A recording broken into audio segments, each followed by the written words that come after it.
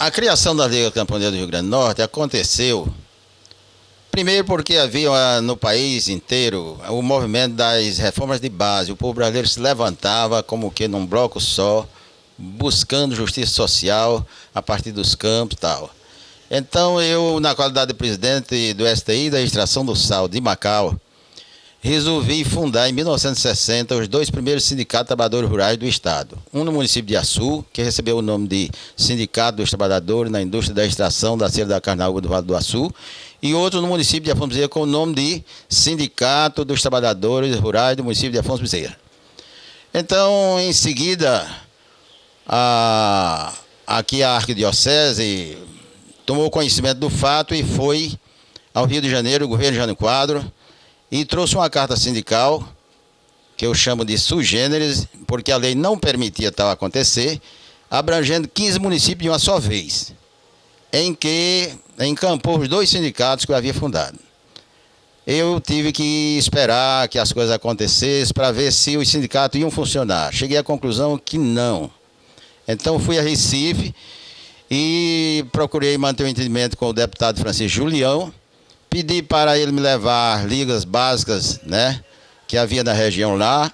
Ele me levou à Cidade do Cabo, me levou à Zona da Mata, me levou ao Engenho Galileia, né, e a Seriaém. E então eu tomei conhecimento de tudo aquilo e aceitei o convite dele de pronto para fundar a Liga Camponesa do Rio Grande do Norte. E aqui chegando, encontrei já o companheiro Meri Medeiros, fazendo a ativação da Liga Camponesa aqui no estado através do jornal A Liga, editado no Recife. Então, foi aí a razão básica, fundamental, porque aconteceu a fundação da Liga Camponesa no estado do Rio Grande do Norte. Na curta existência da Liga Camponesa do Rio Grande do Norte, a literatura a respeito registra vários incidentes na região do litoral e agreste do Rio Grande do Norte, de proprietários Nova Cruz, Goianinha, Guaretama, há registro de proprietários que aliciaram trabalhadores contra a Liga Camponesa. Bom, nesse contexto, esses incidentes foram consequências da própria luta das ligas ou houve influência do governo do estado, de Aloysio Alves, ou da Igreja Católica, através do Serviço de Assistência Rural, que se diz que era um anteparo, uma barreira ao avanço da Liga Camponesa do Rio Grande do Norte? Era realmente o que aconteceu tinha profundas raízes com o processo, né, da posição das bases oligarcas, né, das bases dos ruralistas do Rio Grande do Norte, né, que eram entrelaçados com os trabalhos de base da igreja e tal, né? E o governo Aloysio Alves não apareceu de frente nesse perfil de coisas, mas o trabalho das oligarquias rurais foi muito intenso para obstacular por todo e qualquer modo o desenvolvimento da Liga Camponesa do Rio Grande do Norte. E para isso começou a acontecer ameaças, né, de morte a nós, os fundadores, que agilizávamos o problema, a mim, que era deputado estadual e estava na frente dos acontecimentos, por via até mesmo da minha posição política no estado e sindical. E eu pude deduzir que a igreja teve um trabalho muito forte, né, nesse instante, né, juntamente com as oligarquias rurais, para que a Liga Camponesa não tivesse espaço, não tivesse chão para pisar no Rio Grande do Norte. Contudo, eu declaro que Julieta Calazans, uma filha de Areia Branca, que trabalhava como assessora sindical da Diocese junto ao Movimento Sindical do Estado, junto à nossa federação e tal, uma moça muito decente, muito valorosa, muito trabalhadora, muito dinâmica, uma moça extraordinária, né, no nosso meio sindical, fazia o trabalho da igreja, e de tal maneira que ela aceitou que os dois sindicatos de trabalhadores rurais do Rio Grande do Norte, eu passasse para ela fazer a burocracia dos processos de agilização junto à Delegacia do Trabalho. E ela me ajudou muito nesse campo. Só que os processos chegaram na Delegacia do Trabalho e tinha um delegado aí de nome Antônio Freire da Costa, que botou, né, todo o esforço que ele pôde fazer para que esse sindicato não saísse do lugar. Até que chegou a carta trazida do Eugênio Salles, né, do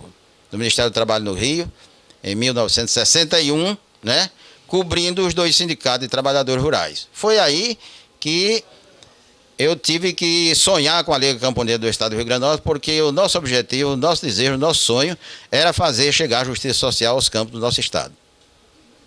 Certo. Mesmo assim, as ligas, segundo informações, chegou a reunir mais de 10 mil trabalhadores do Rio Grande do Norte? No contexto geral das suas representações de base, mais ou menos isso. A verdade é esta. Agora, a gente não fazia um movimento social, né, com 10 mil homens de uma vez, 10 mil pessoas de uma só vez. Mas nas representações de base, porque ali alcançou um desempenho muito poderoso em relação ao seu tempo de vida, né, em virtude da maneira como a gente fazia um trabalho articulado dentro da geopolítica do Estado, né, e criou realmente, parece uma espécie de ódio ou medo, né, nas oligarquias rurais, e daí o grande, né, movimento que começou a acontecer contra os nossos passos, as nossas lutas a nível de Rio Grande do Norte. Aí veio o golpe militar em abril de 64, extinguiu, reprimiu o movimento das ligas, todo o movimento popular no Brasil. Que lições o senhor tirou dessa sua experiência de vida junto aos trabalhadores rurais do Rio Grande do Norte? A lição que eu tirei foi justamente que é uma categoria profissional sempre desamparada, né, de tudo e de todos, precisando de organização de base. Era isso que a Liga tinha por objetivo, tinha como seus fins básicos, que era fazer uma pedagogia de conscientização política cidadã para o povo do trabalho rural. Esse trabalho a Liga começou a fazer, né, no seu desempenho, né, a nível dos municípios em que a gente ia chegando com a sua presença, e veio o golpe militar e pôs tudo por terra, e de lá para cá não me consta que os trabalhadores rurais tenham tido mais orientação cidadã, orientação para, né, se tornar independente, ter realmente espaço e tempo a seu favor como classe organizada. Então, os trabalhadores rurais do Rio Grande do Norte ainda carecem desse trabalho, dessa assistência? Continuam carentes como nunca, porque de lá para cá aconteceu tanta coisa que desacelerou todo e qualquer movimento de organização na base. E não só isso, terrorizou profundamente os trabalhadores em geral do campo e da cidade, e esse resultado de coisas continua aí. Então é preciso que as novas gerações tomem a sério esse processo e possam levar a cidadania aos campos também, pela grande carência de que os nossos trabalhadores estão. Fato cultural político pitoresco. Nós nos reunimos como dirigente máximo das Ligas Camponesas do Nordeste em um determinado dia, foi um dia de festa, reunimos mais de 3 mil camponeses, homens e mulheres, representações de diversos pontos do exterior e do Brasil, e lá então houve movimentos de cantores violeiros, improviso ao pé da viola, poetas repentistas, os melhores da época, e então, no meio de tudo isso, a massa camponesa, de uma determinada hora em diante, começou a subir a tribuna, que era feita, né, de maneira superposta, e a exigir as armas para fazer a revolução do Nordeste brasileiro, juntamente com o povo brasileiro, a nível da reforma agrária da qual se tratava com tanta profundidade. E esse trabalho foi intenso, e Julião e todos nós outros representantes das ligas, diretos, presidentes, tivemos que nos desdobrar durante a tarde toda para conseguir fazer esse pessoal compreender que não havia armas, não tinha como conseguir armas. Era um negócio sério que atentava contra o Estado vigente, e por via disso a gente então falava com os cantores ao pé da viola, com os repentistas, para desenvolver toadas, as melhores possíveis, para ir glosando aquilo, forró e tudo, enfim. E no meio de tudo isso, a gente conseguiu finalmente dominar essa massa, de modo que ela entendeu que as armas poderiam chegar depois de um processo revolucionário, mas ali não havia nem revólver.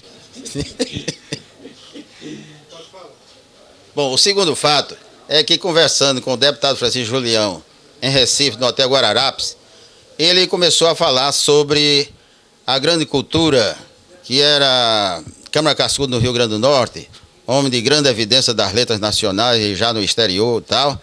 eu então abordei o caso de Gilberto Freire no Recife.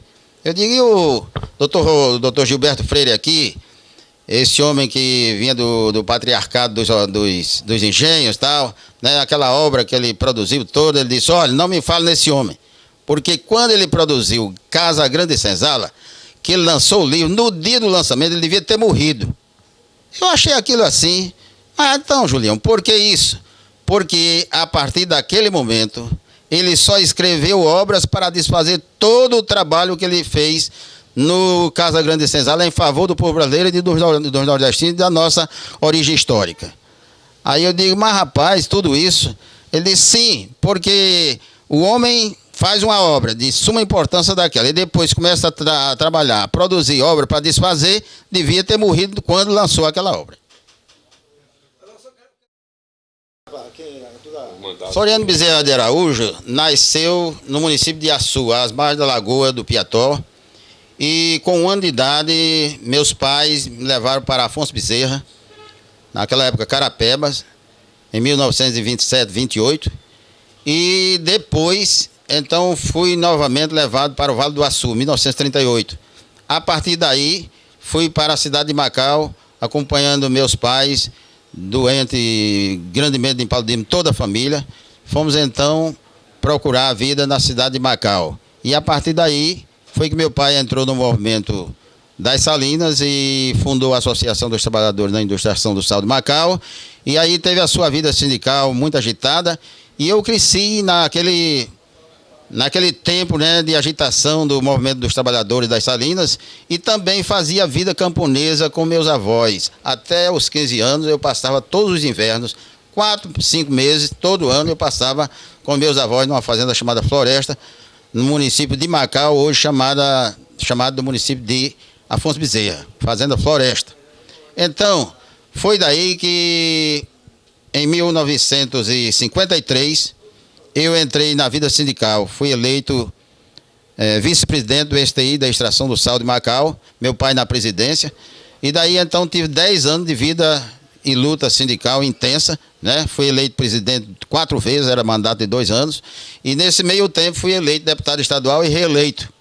E nesse tempo também pude, então, juntamente com Meri Medeiros e outras figuras aqui da época, né, homens, né, dedicados às lutas sociais, fundar a Liga Camponesa do Estado do Rio Grande do Norte e fazer todo esse trabalho que foi feito, né, que hoje nós estamos, então, como que, né, fazendo segurar a sua memória, né, que é muito importante para as lutas do nosso povo e para as nossas gerações.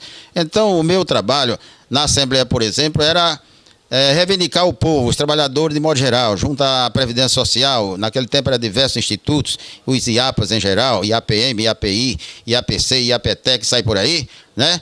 Então eu não fui cuidar de projeto, porque eu era minoria, eu era um isolado. Teve um tempo apenas que tive mais um companheiro, que era Luiz Maranhão, que nós formávamos uma dobradinha, né, por um trabalho fecundo em função do povo, dos trabalhadores em geral. E foi por aí que a nossa história política foi construída dentro dos marcos dessa ação e luta, né, durante 10 anos, 1953 a 1964.